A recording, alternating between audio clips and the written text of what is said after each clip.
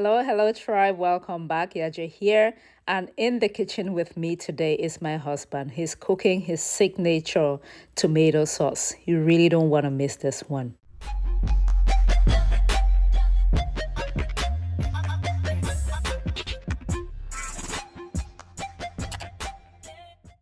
I'm going to be sharing with you the ingredients and the quantities as we go. You really want to pay attention because this was so good, surprisingly so good. And he did not use Maggi cubes, but yet it was so tasty. So for this beef tomato stew, I don't know how to call it. He used beef, of course, about 2.5 pounds, which he cut up into bite-sized pieces, and then he washed it, okay? And so he put that in a pot, and then to it was added some salt, pink Himalayan salt, because that's what I had, can be substituted with any other salt. And he diced up some onions and added to the meat. And then he also added ginger and garlic, that is ground ginger and garlic. I usually do that to save time. So he insists that the beef has to be well seasoned. All right. And he did not add any additional water. That was it. So now the beef is going to cook until tender. In the meantime, we're preparing the other ingredients for the stew, which he used Roma tomatoes. He diced 3 Roma tomatoes, and then he's going to add 1 can of tomato paste.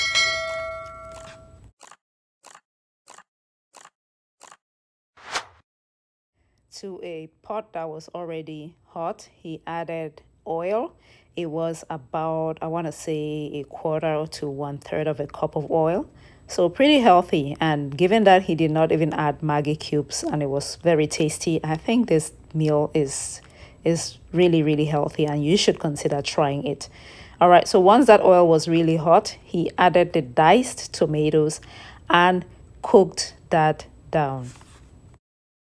And you know that tomatoes are a good source of lycopene. Lycopene has been shown to help reduce the risk of developing prostate cancer. So this is really good for men. Another thing you should note is that this lycopene is more bioavailable when you cook the tomatoes. So you really should consider incorporating stews like this more frequently into your diet. At this point, the tomato, the fresh one, was cooked down, and so he went ahead and added the tomato paste. Don't ask me why he does it this way. That is just how he says he cooks his beef stew, and people like it. So here we go. And it actually really tastes good, surprisingly, okay? I think it's because of the secret ingredient that is coming up. So just keep watching. So you have to make sure you cook the tomatoes on low to medium heat, otherwise it's going to burn.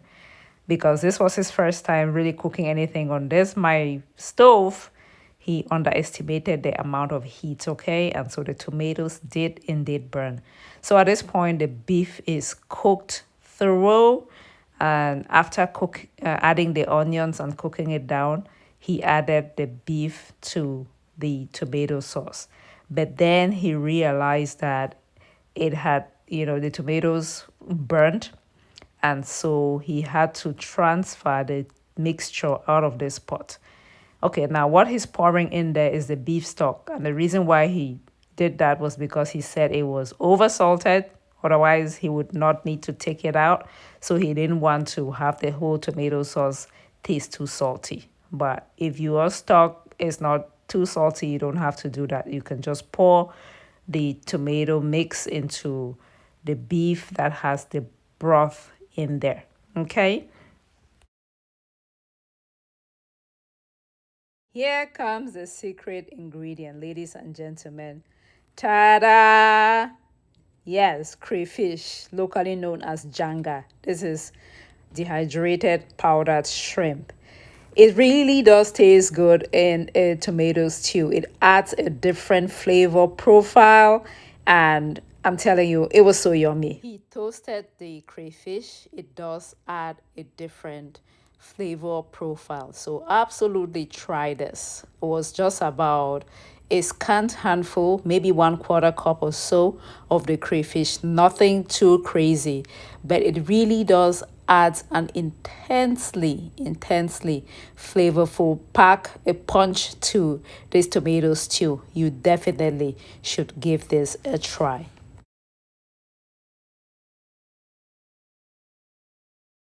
Anything them put for me to take me down. Any weapon formed against me, I go jump and pass. Les sorciers, jump and pass. Bongo ça du quartier, jump and pass. Yes, he did use paper towels and a cup to crush the crayfish. I have gadgets in the kitchen that can do this job, but that's meant for you. So at this point, he's adding the crayfish to the stew, which is almost ready at this point. He should have been in the kitchen. It was smelling so good. Them put for you to take you down. Any weapon formed against you, oh, jump and pass. Les jaloux veulent te freiner, oh, jump and pass. Si tu m'as protégé, personne peut me toucher. La vie est super, car il est au contrôle. S'il m'a validé, qui peut me refuser? Ils vont tous essayer, jamais je suis confiné.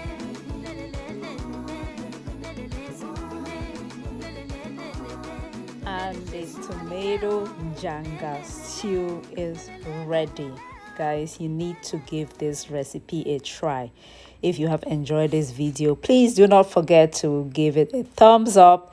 He had it with spaghetti. He just had a craving for spaghetti and this stew today. That's why he decided to cook it. We have not had, when I say we, him or I, we haven't had spaghetti in years, or pasta in years. I've not had pasta since like 20 years ago, and he has not had pasta like at least 10 years. But for some reason, he decided he wanted to eat spaghetti and this signature janga stew today. And so he bought the beef and cooked it. And I didn't have to go and cook, which was fine for me. So yeah, I just wanted to share it with you. You know, it was funny because I was working, and then when he came back from work, I finished work, was going to the kitchen to go cook him dinner, and then I saw him already starting to cook. So I whipped out my camera and recorded the whole thing. So here you have it. Yeah, Hubby's signature tomato stew with a twist, and the twist is the crayfish. Definitely give it a try. You won't need to add any Maggi cubes or any seasoning cubes along those lines. I did not have the spaghetti though. I had mine with riced cauliflower, and it tasted just as good. Thank you for watching. Until next time. Bye.